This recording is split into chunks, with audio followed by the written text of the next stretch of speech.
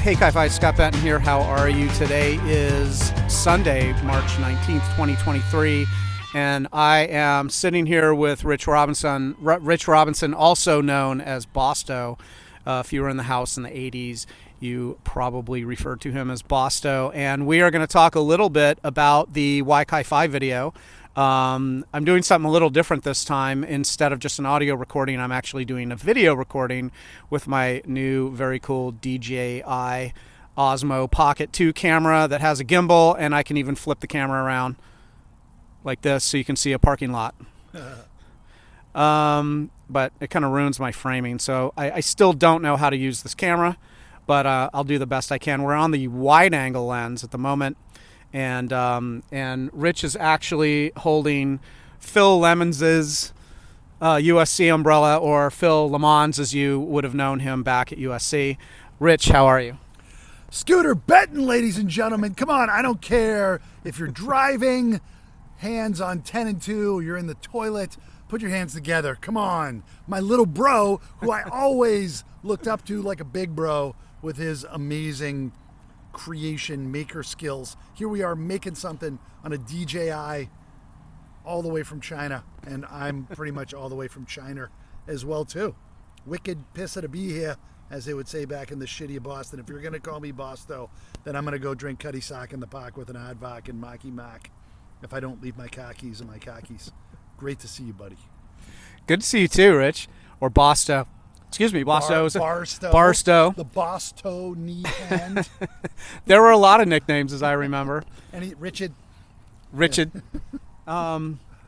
So, how have you been? Oh man, wow! It's been decades, right? It was 4 decades ago that we met each other, 1985 almost, right? Well, 86. I came in as a sophomore. 86, so yeah, 86. You and I met. You were one of the first people I actually met at the house. You were buddies with my roommate. Isn't that right? Derek Johansson and Brian Pass are the first guys that I met at the house. Is that who you're roommates with? I was roommates with Bongo. Derek Johansson, indeed, yeah. Yep, Derek Johansson, that's right. And we did a lot of stuff in the house. There's lots of memories. We just met over at Starbucks. I don't even know where we are, actually. I think we're in Long Beach somewhere. You said basically there's Los Angeles and there's San Diego, and everything else is a blur. There's everything in between Los Angeles, San Diego. I have no idea where I am at the moment. We right around 87, we put together the Ki-Fi audio track. I don't think you were a part of the studio. Do you remember? I was not. Okay, you weren't a part of the studio. But then we did put together the video of the Ki-Fi video, and you are in that video. In fact, right when the music starts, in the studio portion, that's you front and center with Ted the dog on your shoulders. I was sort of hoping that you could tell me a little bit just about, just free associate here, a little bit about what you remember about the video and putting that whole project together, what it is that you recall about that whole thing, and what has happened since then. Here we are decades later, and that thing still kind of resurfaces. So tell me about your experience with the Ki-Fi video. I remember specifically it was filmed in Westward, and I worked at Santo Pietro's pizza shop on the corner of Gailey and Weyburn. So that was kind of neighborhood for me. And I remember I did a shift right after that. I went into work, and we showed the video up on the screen. And one of the waitresses was like, "Oh my God, who is that guy?" And it was Richie with his flowing golden locks. And then Richie was standing right behind her, and he's like, "It's me, girl." But I remember being in that studio. It was just so fun, just mashing that up. It was ridiculously hot. We wore our hoodies, and it was a much longer process than I'd kind of anticipated. I didn't have any experience doing any kind of video, and but I do highly associate you with just amazing making ability. You were and are continue to be a maker. And I remember seeing your James Bum video that you created in middle school, and just thinking, this guy is a badass. Like, I didn't even know that was possible, and he is going to make a mark in Hollywood, and just being like a fan of yours from the beginning. And we had that connection, and that's how I became your big bro, right? I always just been like a founding member and president of the Scooter Benton fan club. Well, thanks. I appreciate that. Yes, I made some James Bond parody movies in junior high and high school. And when I got to USC, I actually, one of the first things I did is I brought those over because I think Derek wanted me to, I had a Super 8 projector, and I had all my movies with me for some reason at USC. I don't know like why someone would bring their Super 8 projector and films that they made in high school to college, but that's what I did. And I remember I lugged that thing over from Burncrant, from the dorms all the way to 28th Street, which is kind of a long walk. And we had kind of a film festival one night. And what's that? I'll never forget it. That was the night I decided I was going to join Chi-Fi. Suddenly I had like 20 or 30 guys. We were in the living room next to the pool table watching all of these movies I had made since junior high. And that's when I went home that summer, and I told my mom, I said, I think I want to join a fraternity. And my mom had been in the Greek system at San Francisco State, and that's actually where she met my dad. Both my parents were in their local fraternity and sorority houses at San Francisco State. And I told my mom, I said, I think I want to join a fraternity. And she said, yeah, sure, okay. And actually, I think that was my freshman year when I met you guys, which would have been 85, 86. Then there was summer, and I came back in fall of 86. I joined by then. So fantastic. Yeah, so I grew up in the shitty of Boston. Therefore, Alex Basile gave me that nickname, the Bostonian, when we first met. But I grew up near Tufts University, and I could see the Greek letters on the homes outside the fraternity houses. And I had seen Animal House, but, my parents didn't go to college. I was kind of a working class kid, and I didn't have any experience. I didn't understand it at all. And I remember I was in the housing line because that year, 85, there was a big, it wasn't baby boomer, but there was a lot of people in my generation that were going to college, so there was a housing shortage, and I didn't have any place to stay, and I'd never been west of New York City, and I was staying in my, I don't know how I found it, but somebody's couch, and they'd had a dog there the whole summer, and it was literally flea ridden, and my body must have had more than 100 flea bites. Like, my legs were all scabbed over. You could have, I fell asleep on a park bench, and a blind man was reading my legs. That's how many flea bites I had.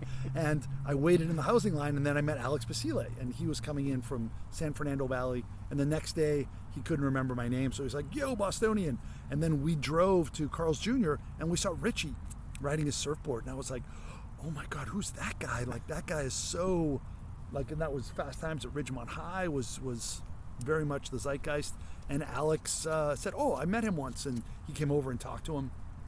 And then I found housing on the row, a little bit off the row. So I roped Alex into that, and then Alex went out on rush night, and he met the guys. He met Carlos and everybody, and he roped me in, and then he pulled in Richie, and it was like this really, like, since then I've traveled to like 100 countries, and I've lived in 12 different countries, and I've experienced that kind of serendipitous tangent that one's life can take when you just meet somebody and then totally different. And I think, me meeting Alex, like, it changed the trajectory of the house, because Alex changed the trajectory of the house by bringing in Richie. And I remember, I think Davey J got like rejected, and then Alex, I think, went out and like talked him back in and pulled him back in. Like, there was so many, like, it was the land of misfit toys in a way, Chi-Fi, and it was such a beautiful confluence of timing and era, and there were so few people in the house. I think there was only 15 bros in the house at the time. It was kind of gutted in the early 80s because it had, the late 70s, people were anti-establishment with Vietnam, and it had just kind of fizzled out. But then all of a sudden, all these new blood came in, and we were able to kind of co-opt the entire fraternity and take it in a completely different direction. And I think, you know, in some ways I was an improbable fraternity guy and you're an improbable fraternity guy, and like Richie was definitely impossible. Like that was statistically almost, you know, wildly impossible, and yet he joined, and that kind of mashup of people created this really rich culture. And I think that's how, you know, it's one of the reasons why that video was born out of that. Well, and you earlier today, because we were sitting at Starbucks talking about all this stuff, and you referred to it as the Chi-Phi Cambrian explosion. If you don't know what the Cambrian explosion was, there was a point in time in the world's history where there really was no life, and that's actually because the the atmosphere hadn't reached 80% nitrogen and 20% oxygen. Whoa! But yeah. Well, there came a point. It took billions of years, but there came a point. There were stromatolites in the oceans that were converting nitrogen to oxygen. That's not actually true, but it was something like that. No. It's from a Bill Bryson book, which is my favorite book, called The Short History of Nearly Everything. Read it if you can. It's an awesome book, Bill Bryson. But basically, there were these stromatolites in the shallows, and they were just creating oxygen for like 1 billion years until we had the correct balance of 80% nitrogen, 20% oxygen. And overnight, there was this thing called the Cambrian explosion, where overnight life was literally everywhere, because it turns out that's the actual atmospheric balance that you need. And when it came to Chi-Phi, it was funny that you said that this afternoon. You called it the Chi-Phi Cambrian explosion, and that really sort of describes, I think, what happened in the 80s when we were there, because it was the perfect storm of just sort of pent-up creativity that just kind of exploded outwards. And the Why Chi-Phi video was definitely a product of what was going on at that time. We're getting a little bit of rain, so we brought the USC umbrella just to cover up this new camera that I have, which it turns out is not waterproof. So if the little drizzles that we're feeling lighten up, then we won't need to cover it. But anyway, you called it the Cambrian explosion, and what else was going on at that time that sort of, I don't know, led Richie to write the lyrics and led us putting the Why Chi-Phi video together, and you know, Matt Vasgersian was doing a bunch of stuff, and we were doing Songfest. What is it that you saw at the time that was happening? Yeah, it's fascinating to really think back now that there's almost 4 decades under our fingernails of what that era was. And it's interesting because I spent almost 25 years in China, and I have a presentation that I've given before about how technology was starting to arise in China at the same time as the US, but it lagged behind so much. But in the 70s, you could get a little taste of it. There was like Atari, and there were, you know, maybe Casio watches. But the 80s was a real before and after. It was Steve Jobs, right? It was the Mac, because you had that Mac. I had a fat Mac at the house. It's in the Why Chi-Phi video. Yes, that's indeed. The back of my head and it says Why Chi-Phi on the screen. Not only did that video come out of that because of the songwriting that you did, you know, through that, but also the Chi-Phi Gazette. Like you also published, like you had a publishing house back then. It was actually quite extraordinary if you really look at it, because it was it was possible, but it was painful, right? Well, there was the Gazzetto News that someone else was doing. I don't know who was doing Gazzetto News, but we had Week in Review. The Chi-Fi Week in Review that Dave, I think Dave Johnson and I were, if I remember. Yes. And we would take these Far Side cartoons and co-opt them. Like there was one with like a guy in hell saying, "Hey, is it hot enough for you in here?" And it would be like, it said Bosto in hell. Because my shitty dad jokes that I was doing already when I was still a teen. And I haven't gotten any better. But I think technology enabled that.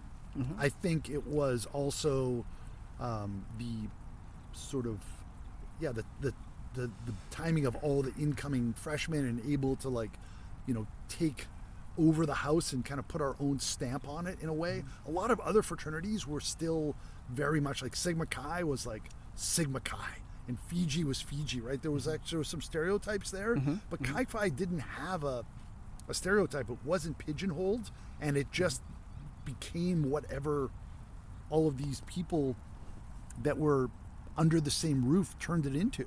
Yeah. Yeah. Yeah, well, you called it the perfect storm. It was just this. It was this combination of personalities that we had, just really that formed kind of out of the blue, and there was a real urgency to create stuff and to get involved in a lot of the activities that were going on at the university at the time, whether that was sports or Songfest or whatever. We just kind of began to realize that there was a lot we actually could do, and a lot we ended up doing. So there's one, I was involved in the shooting of the video, but there was another project that I got involved with, which was we came up with these parties to be able to entice sororities to do stuff with us. And one of the parties was End of the World Party. Mm-hmm. And we filmed all of this footage as if there had been an apocalypse. And that footage is also in the video. In the East Coast, everything is WBZ or whatever, but in the West Coast, it's K whatever. So we had station Ki-Fi, K-I-F-I. K-I-F-I, yeah. You were the news reporter. I'm a news reporter, and there's one of them where we turn the camera sideways, and I'm holding onto a post, and it looks like I'm being, completely blown, horizontally by this hurricane, and there were, and I remember we did this pretty elaborate setup, and the sorority girls came into the fraternity, and they were like, not having it at all. They were like, so yeah, what? Here, I just want to move. You can take that. I don't think it's raining anymore. You can put it back if you want. But actually, yeah, what happened was we got a Roscoe fog machine. There were these things that the movie business was using in the 80s. They're still using them, called Roscoe fog machines, and it's a non-toxic fog that actually won an Academy Award for because you can fog out a building and you can actually breathe that stuff. I'm sure it's probably not good for you, but. But we went to a film house on Highland called Burns and Sawyer, and we rented a Roscoe fog machine as part of the disaster party that we had. And so it was AKIO, I think we were having the party with, and we had built this full-on working volcano at the front entrance that John Pascaletto had put together. Yes. And we had Sean Johnson. He had his wrecked car on our staircase, and no one really understood what we were doing. And we had spent a lot of time and effort filming all these news reports. And they came in and we fogged out the house with the Roscoe fog machine, and they literally just turned around and left. Nope. So when the fog cleared, no one was at the party. Literally and figuratively, indeed. I'm amazed at your ability to recall those places that you rented them from nearly 3.5 decades ago. Wow.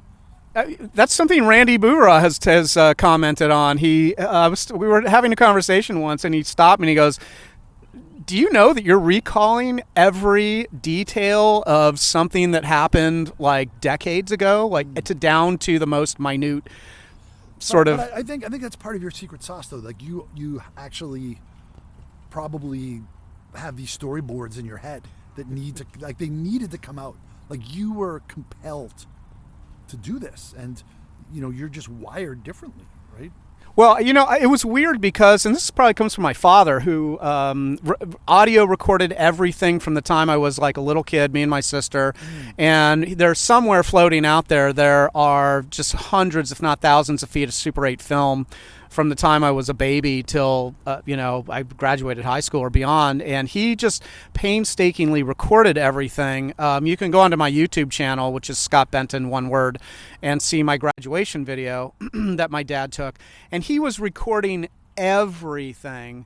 It's almost like the Truman Show or something. So by the time I get to USC, I'm very aware of the importance. I did this in high school too, by the way. I have a lot of stuff filmed on Super 8 in high school that's also posted on my YouTube channel. But I was just recording everything. So you'd think you'd be able to just ditch it, but you actually recorded it and remembered it. I recorded it. I remembered it. It's all documented. I have all the pictures.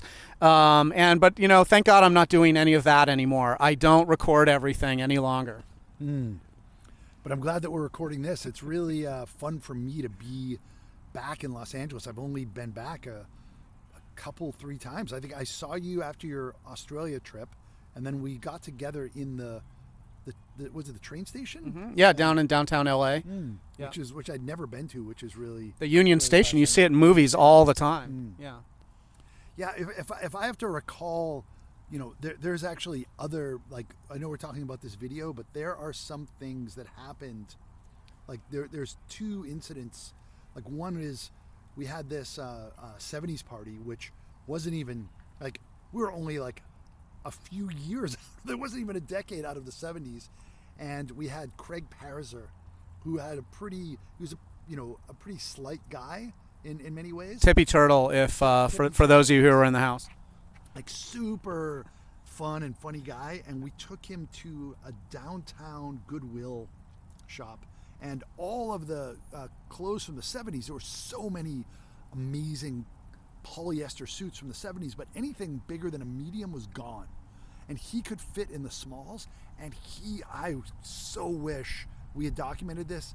I was crying laughing. He would come out again and again and again with these full leisure suits and gigantic bell bottoms and just super tight shirts. It was a little too small for him, but it was just hilarious. And it was so amazing that clothes that were only a decade out, not even a decade out of fashion, were so insanely hilarious. But that's just one thing. And then another night, I remember we had that parking lot in the back, and people would sometimes park there, and we would have to kind of like police it. And there was a car, it was probably from the 60s, and it had a giant sloped windshield. It was like, it might have been an old Cadillac, I'm not sure. But it was one of the guys from the fraternity next door, Fiji, and he had pulled in there, and somebody mentioned like, oh, hey, somebody pulled in the back. And then we look out the window, and he was in the front seat. That's how big the car was. It had like these long bucket seats, and everybody went to the back window. People went up on the roof. And then Troublemaker, Randy Scala? Randy Scala, he got a fire, like a machine gun strip of Firecrackers. And he went to the other side of the wall, so they couldn't see him on the Fiji side, and he was just, it was totally silent, but you could almost hear like piano sound effects, like doot doot doot. And he looked over the wall, and he kind of gave a thumbs up to all of us, and people started to roar a little bit, like, shut up. And he lit it, and he tried to light it, he finally got it, and he threw it over the roof, and it went over, because it was one car away, it went over a car, and it landed on the ground, and it actually slid just a little bit underneath the car. And when that fucking set of fireworks went off, it was really like a machine gun. It echoed from underneath the car, and then everybody just let loose and screaming and yelling, and it was like a scene from Animal House, right? It was like, right. It was but for some reason, like those two incidents really, like I just remember spending so much time just hanging out talking, because there was just TV, there were videotapes, and there were some video games, but there wasn't a lot of, technology enabled some of this creativity, but it wasn't that compelling or distracting, right? And it was the one time in my life where I just felt like I had so much free time to just hang out and talk to other people, right? Play pool and just hang out by, on the couches, or just go to different rooms. It was really a magical time, and for the most part we all got along really well, and liked and respected and admired each other, right? It was actually really fun vibe, right? Well, and we were so different. I mean, everyone just came from such a different place, but in that house it was we all pretty much got along for the most part. So yeah. Cool. Those were probably 4 of the best years I ever had. I think a lot of us kind of feel the same way. A lot of times when I talk to even older alumni, older than I am, they make the same kind of statement. I mean, Chi-Phi, it turns out, is just really important to our members when they graduate, and they a couple decades later, they always think back about it very favorably, and it sticks with them the way it stuck with you and with me.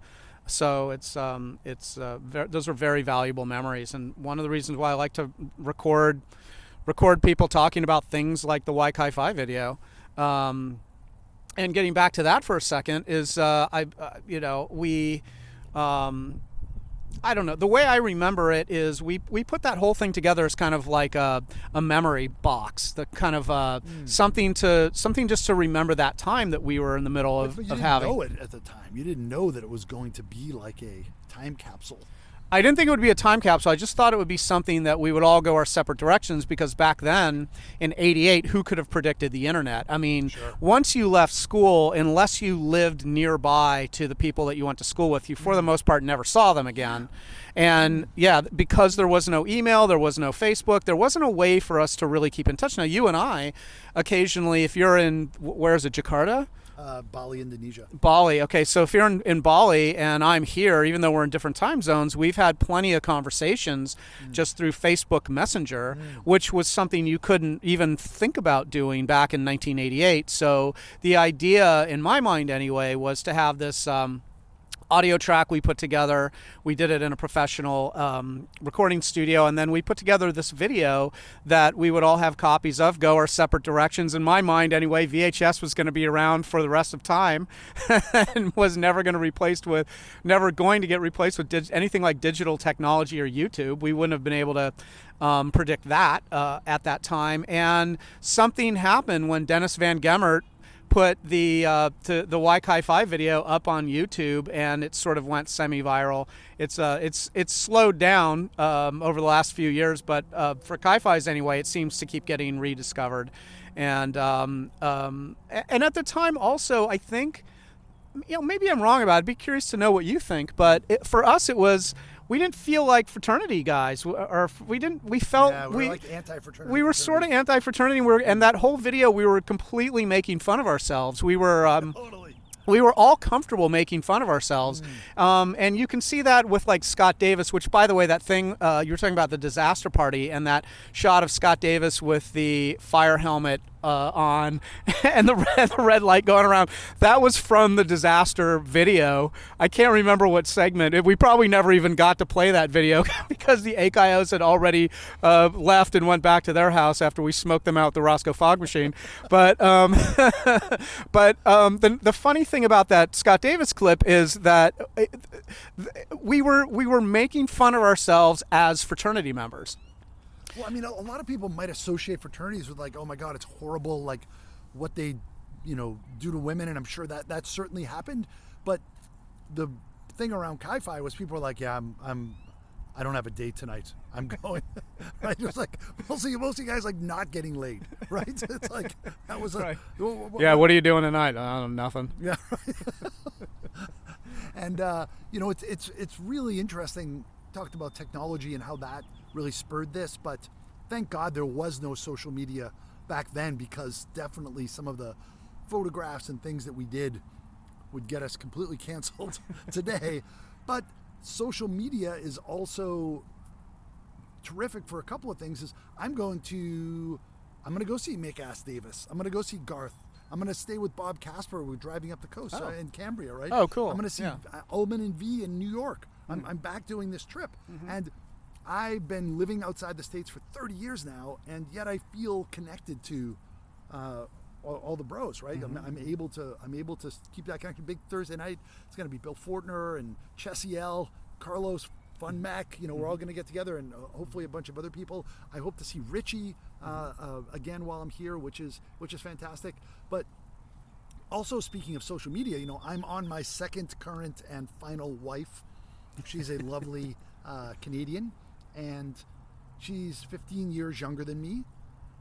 And her friends, when they found out that we were dating, they said, they told me later, they're like, we never met this guy, but we don't like this guy, right? And like, yeah, we all agree that we don't like this guy. When we meet him, we see her, like, we're gonna talk her out of this. He's like a broken old boat with like kids and, suburban soccer dad in China. Like, this is ridiculous. And then out of nowhere, his video floats around, and they share it to my wife, and she's like, you found it. And they're like, yeah, isn't it amazing? It's like the most 80s thing ever. And she's like, well, yeah, but I mean, of course. And they're like, you've seen it before? And she's like, you're messing with me, right? It's like, that's that's my boyfriend right there, my fiance. And they're like, what? They're like, we love this guy now, right? So now we have a 7-year-old girl. So basically, I kind of like owe that relationship, and my daughter owes her life to you. Is basically what I'm saying, right? So it's like The Y-Ki-Fi video, doing good in the world. That's right. That's why. That's why. We finally found out why. So that they just found that video completely out of the blue, and like most, what of like out of all the millions of the things. most 80s thing ever, and it's like for some people like that's a like they were born in the 80s, so for them that was like it's like that's like I remember when I was in Beijing, someone said, oh, they're having a nostalgia retro party, and I was like, well, like the 80s, and they're like, oh no, they're doing it's the 90s, and I'm like, oh shit, like my era is one era behind. Now it's 2 eras behind. Right. So yeah, they were just fascinated with that, because it is like just like that Craig Pariser thing with the 70s, like that was so fascinating, like disco and bell bottoms, like the 80s really is very evocative of like this, like it didn't feel like it at the time, right? You're you know, 2 young fish in the water, an older fish swims by and goes, morning boys, morning sir, how's the water boys? Oh, it's great sir. And then he swims off, and they look at each other and go, what's water? Right. So it's like in the 80s, you're like, we didn't know it was the 80s. Like we felt like, oh, we've arrived. Like the 70s were fucked up, but like the 80s are actually totally sane. And you know, this whole neon and flock of seagulls thing is that's where it's at, right? Well, and don't you like? And the music was great. And whenever that '80s music comes on, I mean, doesn't it take you straight back there? Bone marrow, right? It's like almost like a smell, right? Yeah. I even know where I was sometimes when I first heard that song. It's insane. Yeah, it was an amazing time on so many levels, and it's fun to kind of sit here and reminisce about back in our day.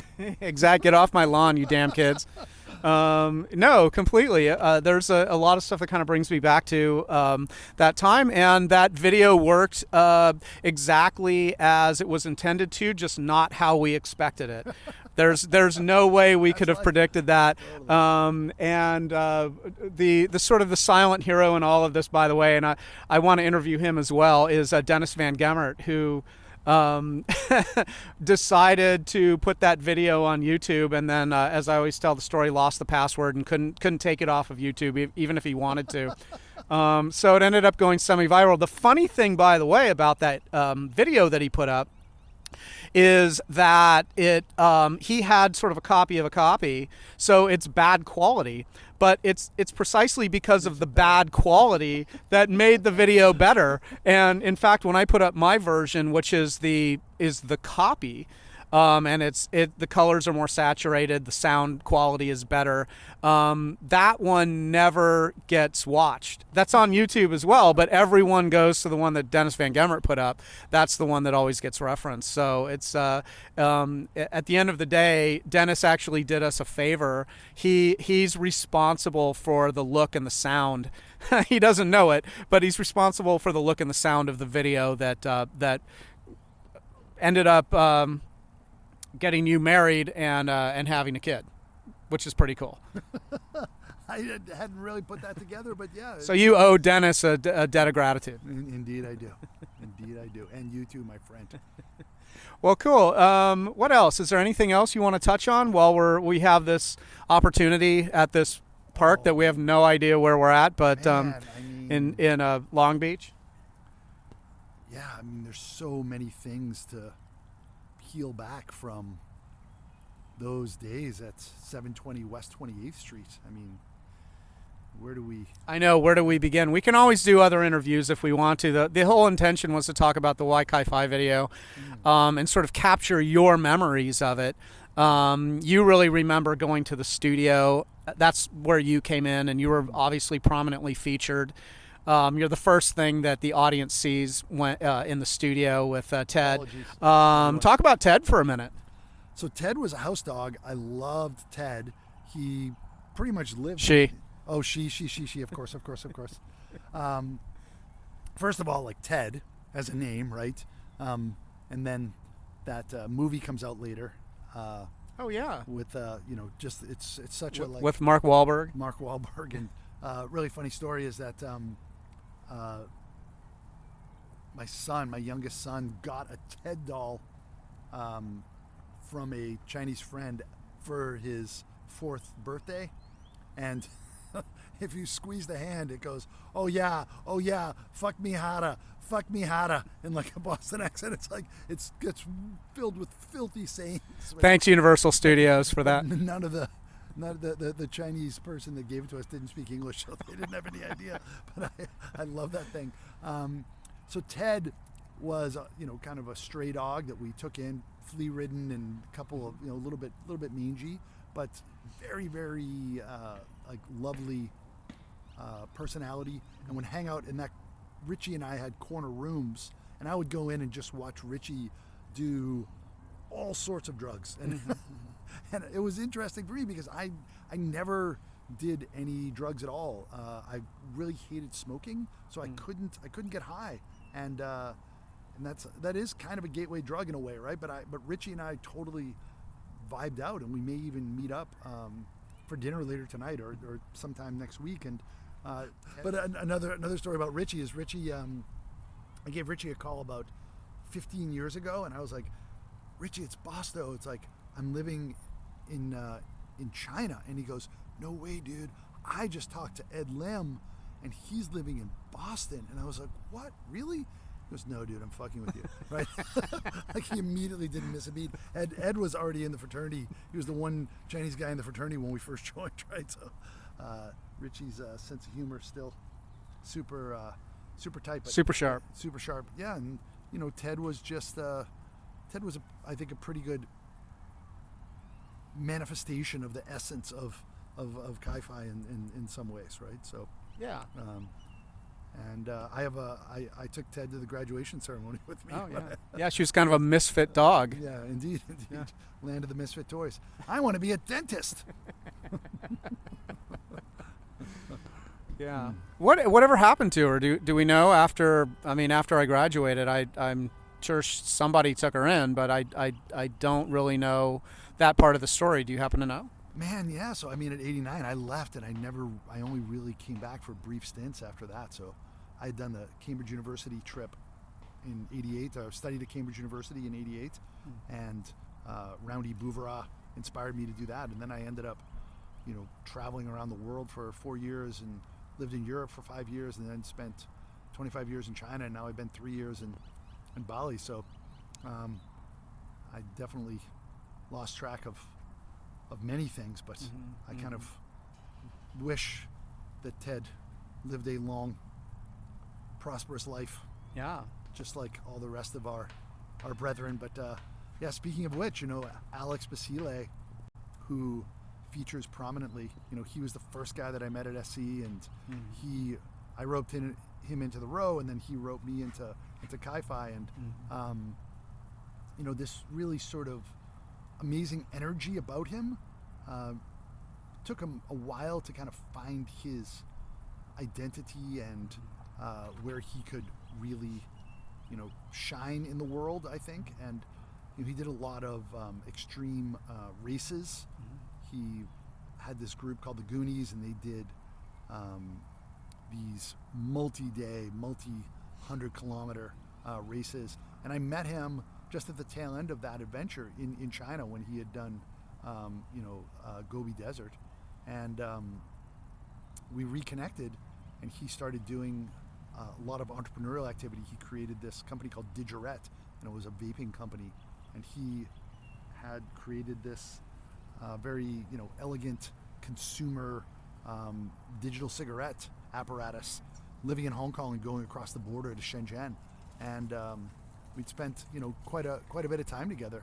And unfortunately, just a few months ago, he died in his sleep, and it was a real bummer. I've been, in touch with he was engaged to be married, and his mom, and it's something where, and he was even going to come out to Bali and spend time with me. He'd gotten into crypto and Web3, where I'm involved as well too, and yeah, it's just a.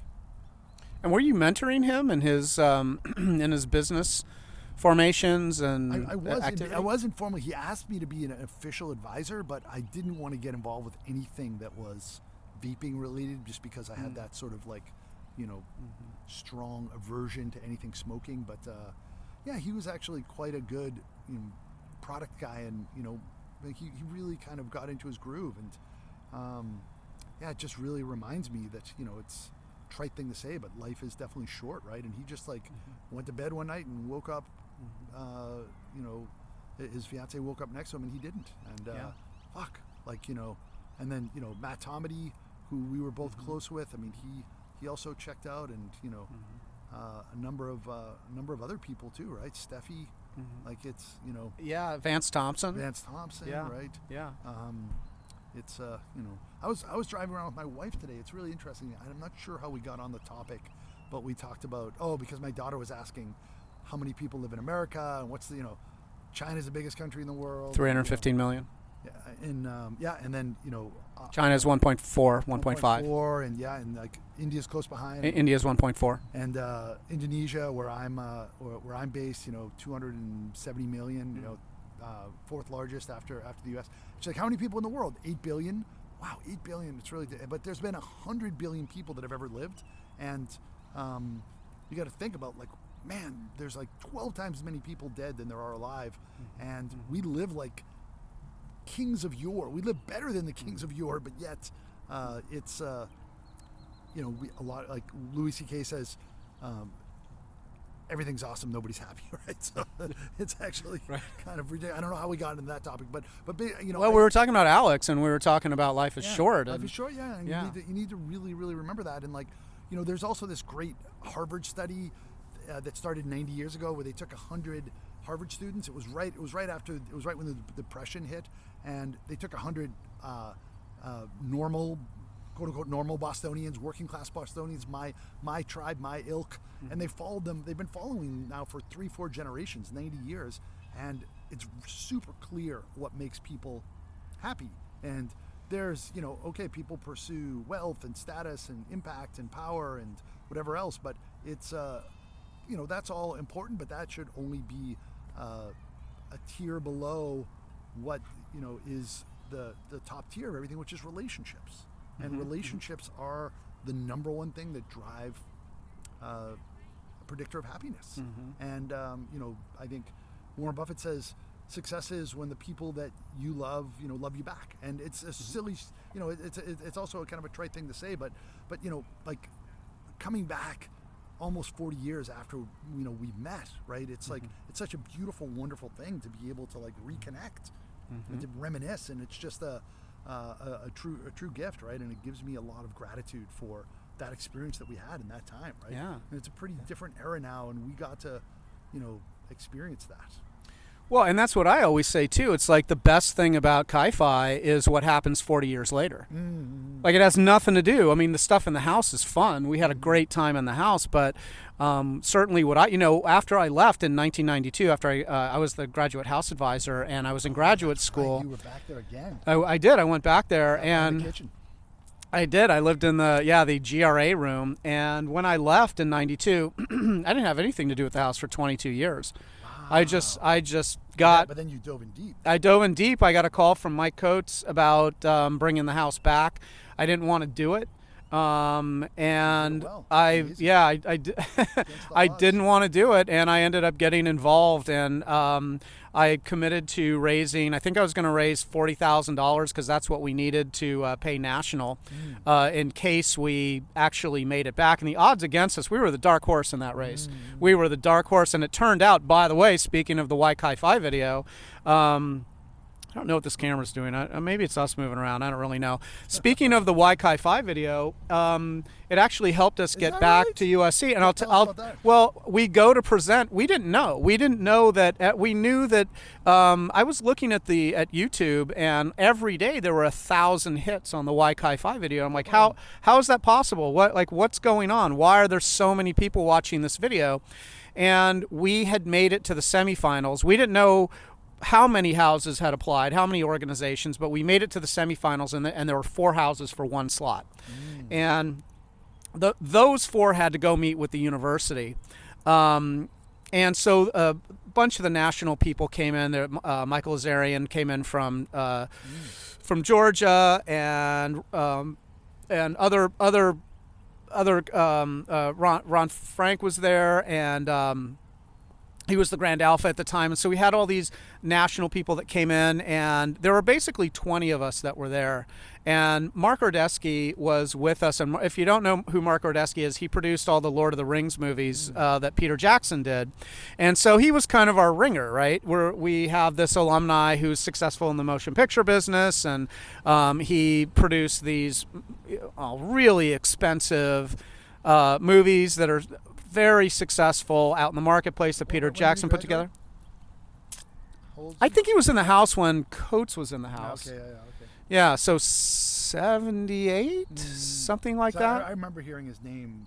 Yeah. A bunch, So there were 20 of us, and we had to present to the university. It was on the row. It was that house next to, it used to be called not Balfour House. Anyway, it doesn't matter. By that mall down at the end of the row.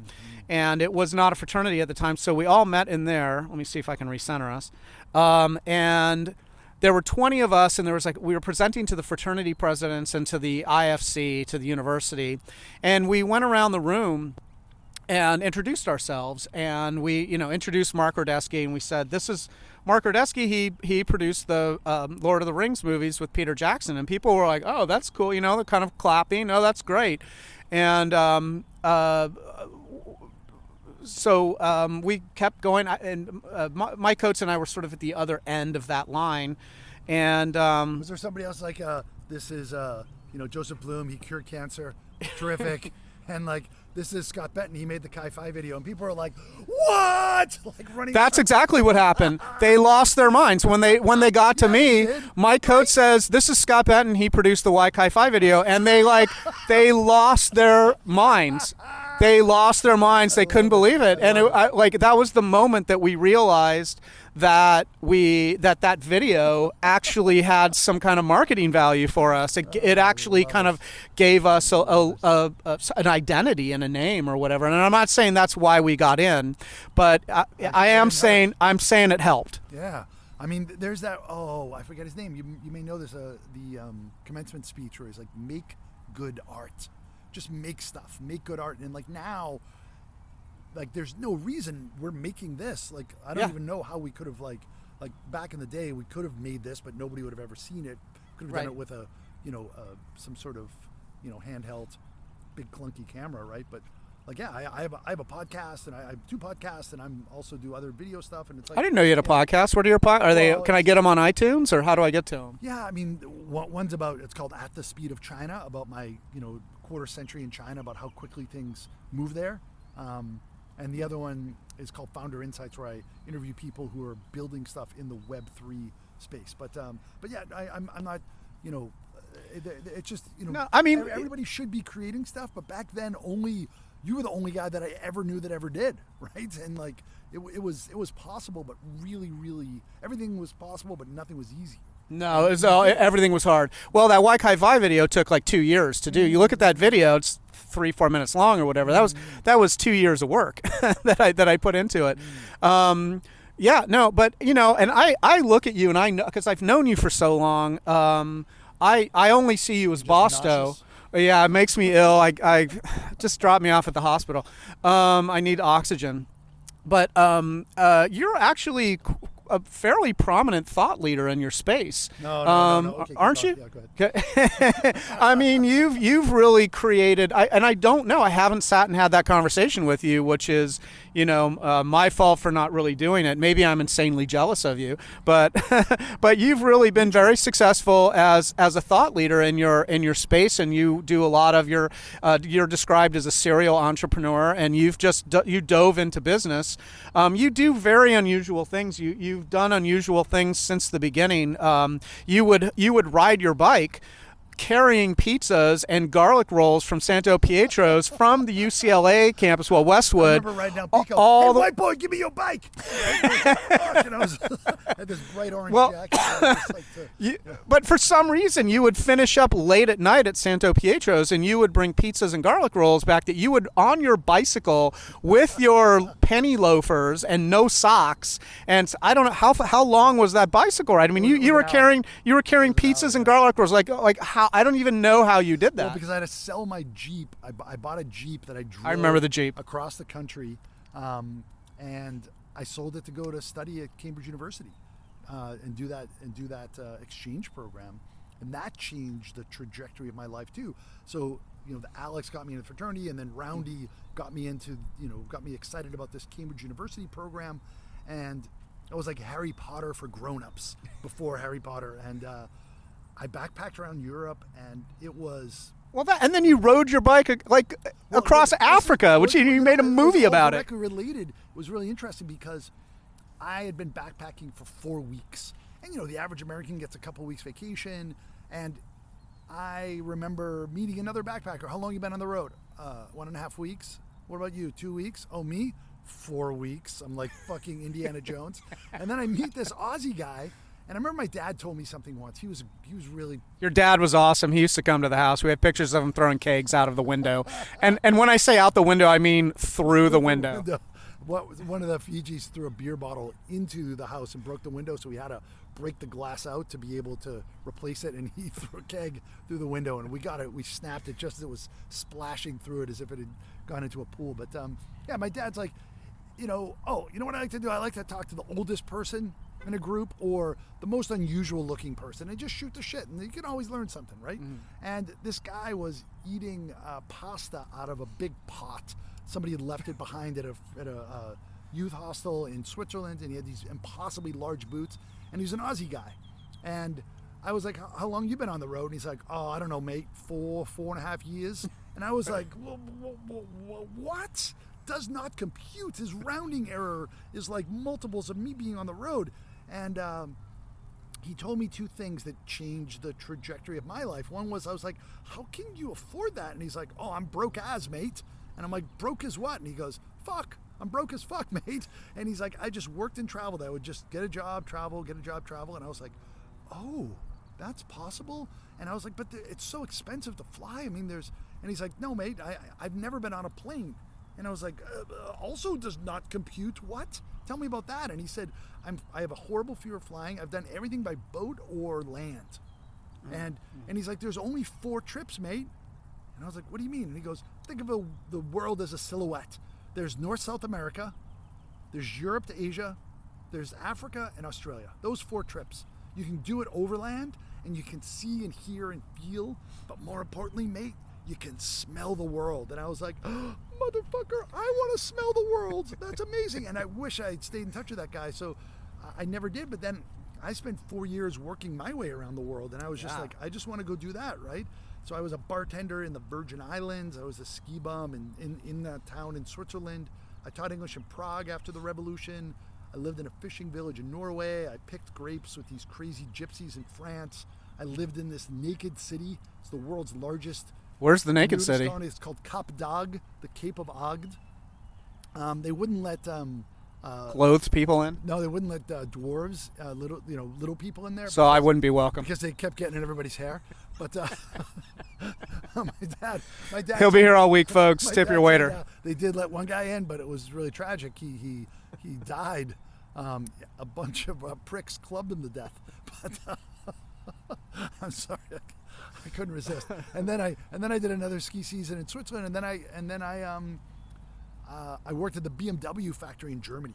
Wow. I went to Munich with the intention of becoming a Versuchskaninchen, as they say auf Deutsch, which means what's a Versuchskaninchen? Guinea pig. Oh. So in Munich, they have all of these pharmaceutical companies, and you can go and do the human trials.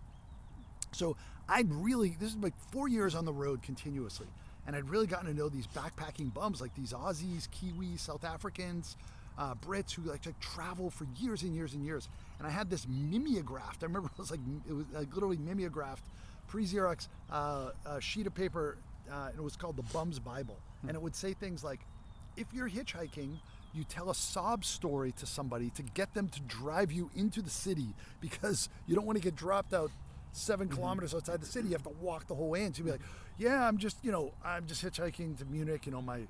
My great aunt lives there. And yeah, she's probably not going to make it. I don't know if I'm going to make it in time, but what? Drive me? Oh, that would be really lovely. She lives, right Yeah, right over there. Like, I'll get out. Thanks. See you later. Bye. She lives in the bar? And then you're like stuck in the city. You don't have any money. You just go to an apartment building. Bzz, bzz, bzz, bzz, bzz, bzz. You buzz every buzzer, and somebody clicks you in. And then you go behind the stairs and you set up your one-man tent. And you sleep there, or you go into like a Really? 5-star hotel and you go upstairs to the ballroom. And it's open. It's not being used. You go sleep under the long tablecloth, and then you go to one of the handicap bathrooms and you just destroy it and take a full shower, and then you go to the buffet and just take a whole bunch and go out the back door, right? I may or may not have done that, but one of the things was you can become a human guinea pig and make all of this money. It was 6,000 Deutschmark back pre-Euro for 6 weeks to be the what you hope would be like the placebo test in there. Went to Munich. Stayed in a camping site, knew an American woman, and she said, hey, come and stay, coming over for dinner. My boyfriend's a German guy, and I went to dinner with this German family, and I could speak pretty conversational German. I've been living in Switzerland, the Swiss German part, and the woman said, oh, that's too expensive. You can't become a guinea pig. You're going to come work for my husband. And I worked as a scaffolder, building scaffolding, and then I got a job in the assembly line in the BMW factory in Munich. What were you? What was your? What was your part? Getriebeanbauer. I was Getriebeanbauer. What is yeah, that? What's a Getriebeanbauer? Getriebe is like the transmission, and Anbauer is like a connector. So I connected the transmissions to 3 Series engines. Oh, okay. And it was a very good job, but it was a little bit repetitive. And it was a very good job, but it was a little bit repetitive. And it was a very good job. repetitive. And I after that I went overland. I did that overland trip that he talked about. And I hitchhiked to Prague, and then I took the train Prague, Ukraine, Moscow, Siberia, Mongolia, Beijing, all the way to Hong Kong. And I got to China, and the dragon, Game of Thrones style, just swooped down, dug her talons into me. And then the dragon and I had 2 kids together. Now we're amicably divorced. But anyway, I fell in love with China. I felt like China, this was 93, it was 30 years ago. I felt like it was the biggest story of our collective lives, the rural to urban migration, increase in GDP per capita. And I went to Bali and the rest of Southeast Asia. I met a guy who had a 1942 Harley Davidson, and we rode that. It was with a sidecar. It had been there since World War II. The OSS, the predecessor to the CIA, had brought that there, and because it was like Cuba, there were all these old vehicles still in use because of the embargo with Vietnam and Cuba. And funnily enough, we rode that thing through the Mekong Delta, and the day that we started the journey was the day that they lifted that embargo, but in Vietnam. Wow. And we met this guy riding a flying pigeon bicycle from China to Cambodia along the 1,500 kilometer long stretch of Vietnam, and it was an Austrian guy, and it just blew my mind. So I got my MBA in Europe and the Netherlands at Erasmus University, and I fell in love with the internet, 94 to 96, and I just knew, okay, China, internet, let's put that together. I had no money, no job, up to my neck in student loans, so I got a one-way ticket to Africa. And I was like, that's got to be, of all those 4 journeys, Africa has to be the most challenging. And I want to make it the most challenging by doing it like that Austrian guy, by bicycle. So I was going to go all the way from Cairo to Cape Town. Wow. And my mom's like, and I had met 2 guys, and I had them even stay with me in Hong Kong and Beijing, who had done it. Two different German groups of people that had ridden through the Sahara Desert by bicycle.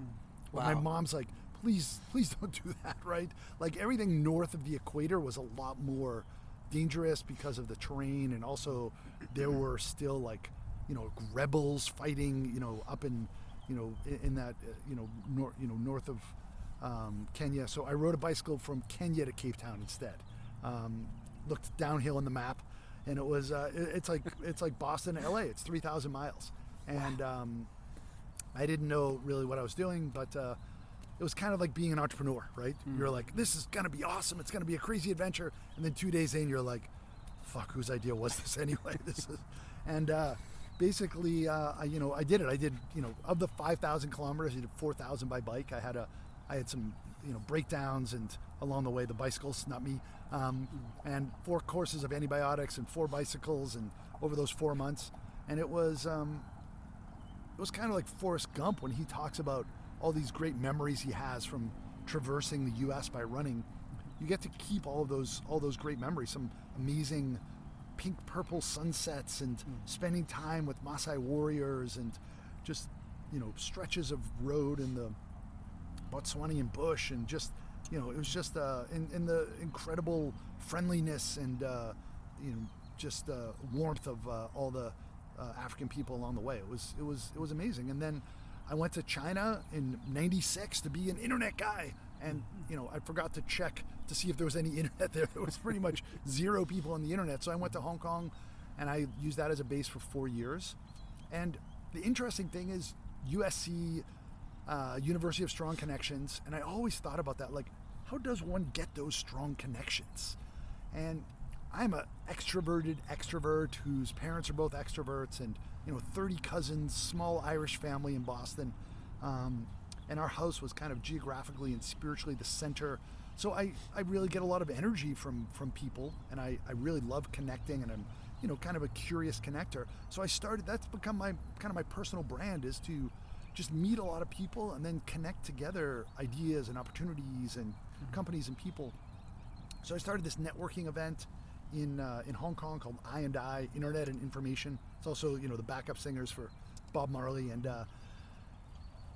through that, I remember one of our first speakers was this Chinese entrepreneur. He had a small business, 50 people. He just raised funding from Goldman Sachs, and we had 350 people show up to this event, and we grew it to 15 cities around Asia and 20,000 people.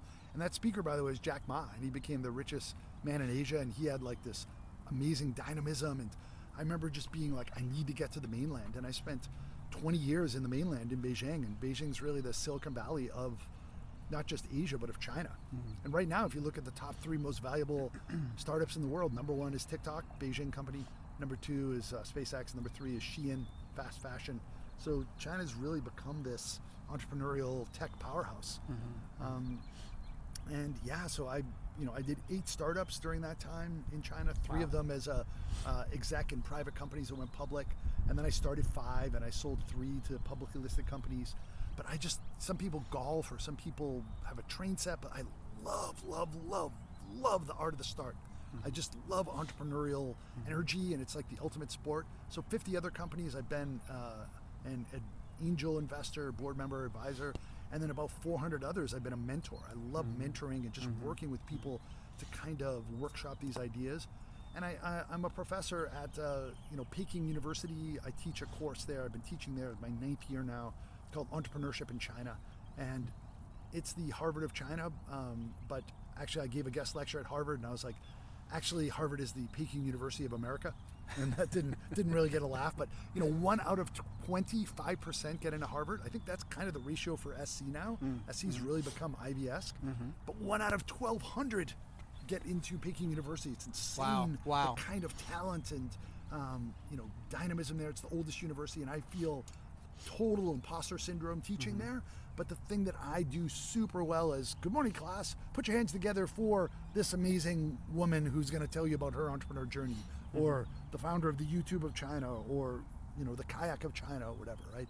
And it's really terrific for me, because I can sort of channel China to people in a way that probably the average Chinese person can't, right? And the way that we talked about before is like, what's water, right? And people, I experience and see things with a different lens from China, and China's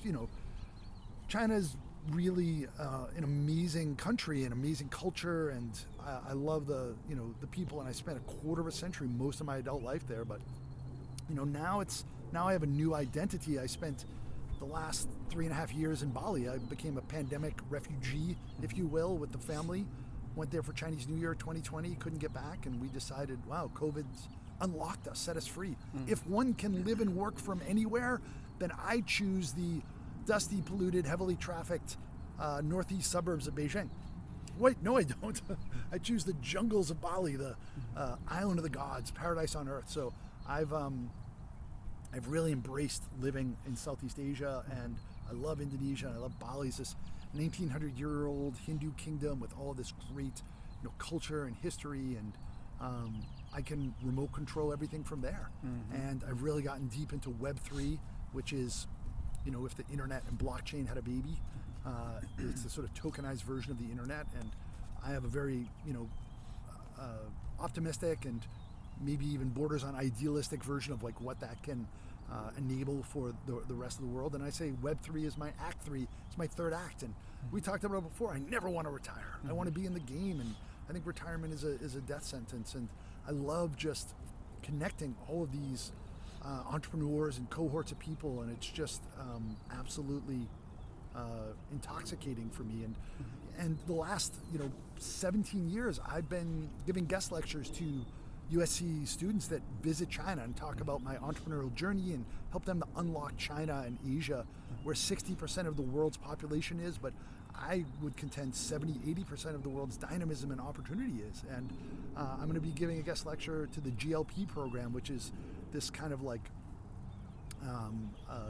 self-selected program of freshmen, and talk about China and talk about Web3.